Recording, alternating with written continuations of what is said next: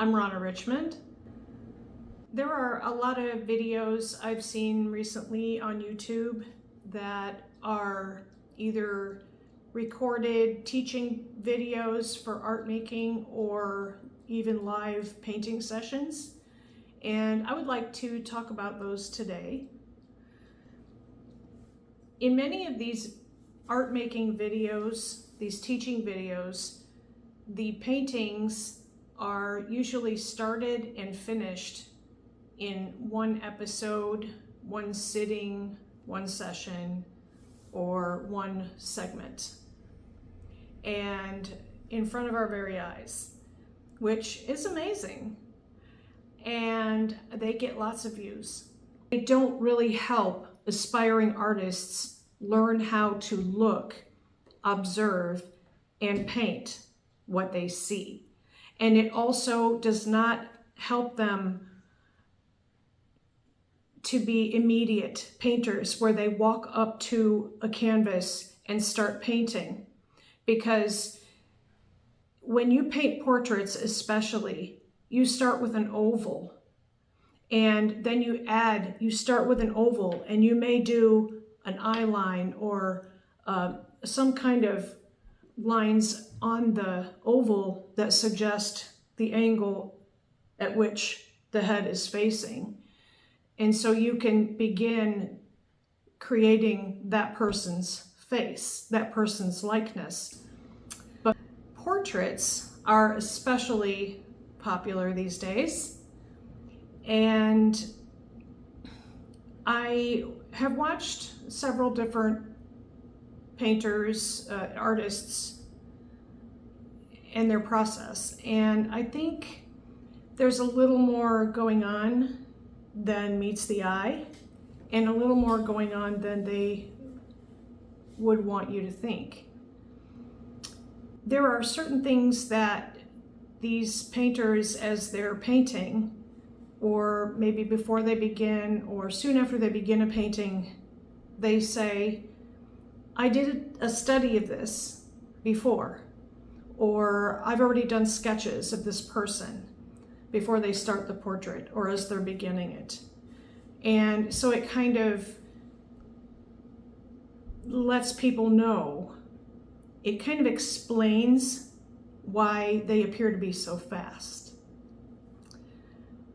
So you don't really see where the artist is looking, because you generally just see their hand with the brush and the painting that they're painting on. And then maybe in the corner or as an inset, you'll see the photo that they're supposedly referring to when they're doing this really fast painting. So in these portraits, what I've noticed is that when they're either close to completing the portrait, they're working on this portrait in various stages, it seems to result in what I consider a rendering. In other words, a literal copy of the photo. And it is devoid of the artist's personal hand or the artist's feelings about the subject or personality, or if you want to say style. It's devoid of all that. It's very, very literal. And even though it's being painted in real time or even live.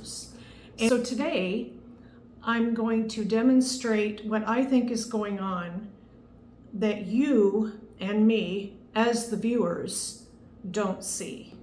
I'm using Photoshop Elements, but there are many, many applications out there that they're using. I think that the main reason you only see one hand, the brush hand of the artist in the camera, is because they're using their other hand to tap keys on their computer to forward their sketch. And they're basically copying the sketch step by step as it is in the computer onto the canvas. And so that's why you don't see that both hands, and you also don't see them looking at the photo because they're not looking at it, they don't have to. They're basically copying what what they're seeing on their computer screen. Okay, without further ado, let's look at the computer. Okay, here is my chosen photo. This happens to be a selfie I shot, and I'm going to use it, let's say I'm going to use it in a portrait painting video. So to prepare this video, this portrait, I'm creating what I think they're referring to as a sketch, and this is actually their sketch.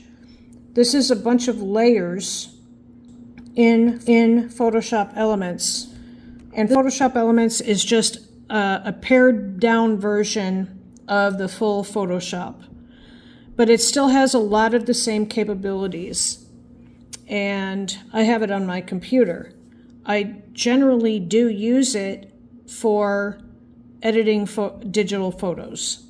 So I've had it for years and I do really like it, but I've never used it in this way before, and I've certainly never used it to create a portrait of any kind or a painting of any kind that you see done in oil paint. All right, that being said, I believe that the artist is going in and creating layers. These are the layers. They're just invisible sheets of paper, if you will, that you can draw on each piece of paper your so-called sketch. And I'm going to show you how to create this sketch, or how I think they've been making their sketches. The problem with these sketches is that they're not actually, once they start painting, they're not actually painting this person's head. They're just they're copying the lines that they made, as you'll see. The lines that I made here, the steps in my sketch, are what they're looking at when they recreate this so-called painting that they're doing. Why you can only see one hand working with the brush is that they're using the other hand to click on these layers. And this is how I think they're doing it, and why the painting looks so fast. So the first thing I do is, some people may not put this in black and white, but it's easier to see the values and do a drawing if I put it in black and white. So I'm going to do that right here. So I created a layer that put it in black and white. Now I'm going to use this black and white picture of myself to do a sketch. And I won't actually be sketching, as you're going to see. I'm actually going to be tracing what I see here. Here I go. The first layer, I named it Layer 1, Top of Head. And here you can see it drew a line up here on the top of where I drew this line using my brush tool in Photoshop Elements. Now I'm going to go to the next step. So here, if I'm starting the painting in my video, this is my first step. I'm going to draw this line, and I'm going to make sure that the top of the head here is about the same distance from the top of the canvas, so that the portrait ends up on the canvas and not going off the top or over too far this way or the other way. Okay, Layer 2. Brim of hat, I named it right here. Brim of hat. Okay, I clicked on the brim of the hat. That's just what I chose to draw, or trace, I should say, next, right here, the brim. I'm going to go a little faster now. Outline of face is Layer 3. So now I'm in the video and I'm painting, but I'm not actually painting an oval and then refining the features by blocking them in. I'm just doing an outline of my face as I saw it, and then the neckline right there. I'm looking at the computer, so you see how this is just a bunch of flat lines. When I'm actually painting this on camera, I'm not drawing an oval. I'm not thinking about the form of the head. I'm not modeling anything here. I'm not modeling any kind of round shape. This is just a flat line. And so that's how they're going so quickly. All right, now we've got outline of face. And next one I'm going to draw is the shoulder. Next one I'm going to draw is layer 5, back of the neck. And then left shoulder is 6. 7 is front of hat. 8 is eyes and eyebrows. Layer 9 is the nose line. One of the nose lines. 1 of 2. Layer 10, 2 of 2. Layer 11, the mouth. Layer 12, the hair. Layer 13, bangs. Layer 14, ear. And I'm just naming these so that I can go back to them and see what they are. I can't remember if they're just got numbers there. Okay, 15 is back of hat. 16 is the pattern on the hat 1. And hat 1. 17, the shirt. 18, under eyes. 19, pattern on hat 2, color on face. 20 is mid-tone skin. 21 is forehead. 22 is rest of neck. So even on, here's this one here, the, let's see, we've got mid-tone skin, number 20. So I'm going to turn that off. Okay, so here's mid-tone skin. You can see I put different tones. Here's about 3 different tones that I put on the skin on this layer.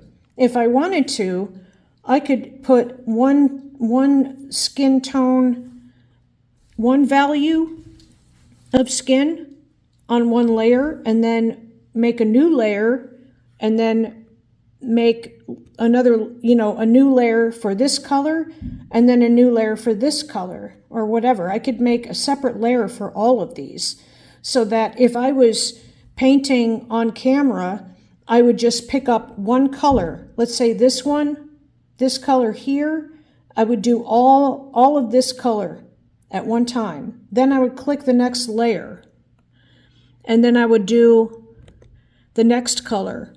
So this one, I put more than one color in this layer, but you could make each color that you add a different layer. I just combined them. But if you wanted to simplify them even more, you could put one color per layer, and then there would be even less, looking. You would just scribble around with one color, click the next layer, scribble around with the next color, click the next layer, scribble around with the third color, and so on. So it becomes very mechanical in the way you're doing this. All right, let's finish with this. So now I've got all my layers of my sketch on here. Now I'm going to show you what they can see instead of, now that I'm done using this picture. Oops, there's one more I think here. Let's see. Oh, here, one more. I've got my eye and nose. Okay, there. Now I'm done using this picture. So I'm going to get rid of this picture, because when I do the video live, I could do it like this, but now I don't need the photo anymore because I've got my sketch, so to speak, which are all these layers I just showed you. So this is what they can look at without the picture when they're doing the actual video. I'm going to take this off here. Now I'm taking away my picture. And now I'm going to take away everything on here. Okay. Now I had my sketch. I just took all my sketch off here. I'm back to my picture. Now I finished the video. I'm ready to do a live painting video, or I'm going to make my painting video, but you're not going to see any of this. You're going to just see a photo that's taped up or showing on your screen that's just a plain old color photo. Like that. You're going to see it taped up there. They're going to have a blank canvas that looks like this. And so they're going to start, here's their canvas right here. And then off the camera is this whole thing, just like this. So they're going to, with one hand, they're going to be clicking on each of these in order. And they're going to talk to you and go, oh, I'm doing this now, and now I'm doing that, and now I'm doing that. Just like this. Okay, I'm going to start with the top of the head. Imagine here's your line of the canvas. And they could even, off the camera, they could click on their picture and make sure that here's the edge of their canvas. Off the camera, they can do this and say, okay, this line is about this far from the edge of their canvas. And then this part is just about this distance from the top. They've done this a lot. So they don't, that's not really that difficult thing. So they'll click that back off because they want to see it without the picture there. All right, so here's your first line. Then they're talking along. They're going, okay, now I'm painting this. Now I'm going to draw the hat. Now I'm going to draw the face. And they're just copying these lines. This is not how you draw a portrait. This is not how you draw a portrait. Nobody can learn how to draw anything from this. You need proportions, and a portrait, people are round. People are three-dimensional. These are just some two-dimensional lines here. Okay? If I were to try to watch this and see what this person was doing, and even if I were to try to paint a portrait, first of all, I don't want to paint the same portrait that this other person's painting. So this isn't even the person I want to paint. There's no way I could transfer this to this knowledge using my own photo and paint something that's going to look like, that's going to turn out like the person looks, because this means nothing to me, and by the picture I'm looking at, this you can't use at all.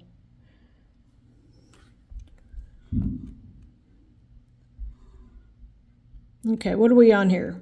Okay, I'm right here, back of neck. I'm painting that. I'm painting right along. I'm zipping right along. Look at how good I am. Look how fast I'm painting. Here, oh yeah, I'm going to throw this eye line in here just so everybody thinks I'm actually painting the form. Okay, here's my nose line 1. And then I'll go in and sketch the second one. And here's the mouth. Here's beginnings of hair. That. And we're moving right along, fast as could be, until I get the sketch done. All right, now I'm going to show you, here's what I looked at. They probably have a lot more layers than this, but this gives you an idea of what they were doing. Okay, now I'm gonna test my theory, because I've got all this. I already did all this work already. So let's go to an actual canvas.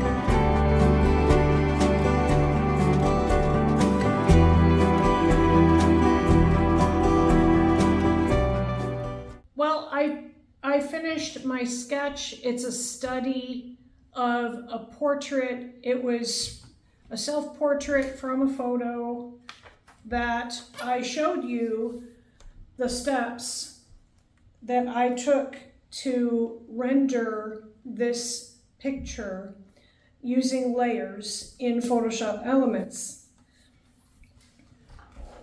The reason I'm showing you this is not because it's the way that you should do it, because you will not learn anything about painting a person if you do it this way. And people are painting them over and over. When I do portraits, and I've done a lot of portraits, mostly self-portraits, but also portraits of other people throughout my life. I've painted live sitters, or I've painted from photos. A portrait takes time to paint. When you see an artist painting a portrait in an hour, 2 hours, even 3 hours, they're not painting it by just looking at the person or the image of the person, because that takes time.